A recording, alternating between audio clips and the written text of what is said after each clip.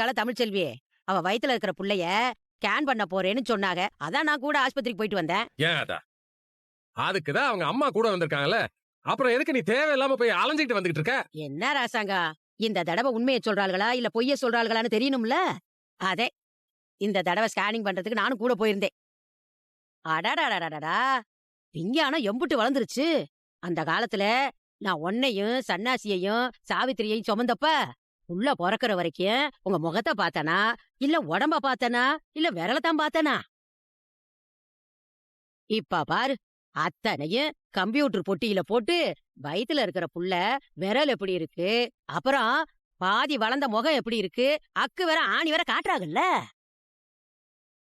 ராசாங்கம் சும்மா சொல்லக்கூடாதியா. இப்படியே அச்சு அசலா நம்ம பரம்பரத.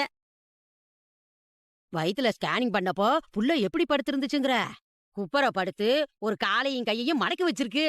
நீங்க எல்லாரும் அப்படித்தானே தூங்குவீங்க? அதுதானே நம்ம குடும்பத்து அடையாளம்.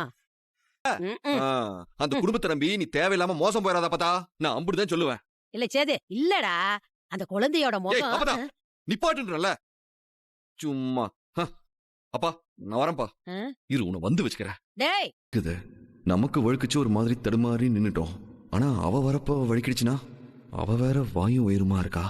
ஐயோ ஆண்டவா, இதுக்கு ஏதாவது பண்ணணுமே. இந்த இடத்தில் வழுக்குகிறது, கவனமாக நடக்கவும். சரியா இருக்கு. நாம பாட்டுக்கு கிளம்பி போய் இந்த பேப்பர் காத்துல பறந்து போயிடுச்சுன்னா என்ன பண்றது?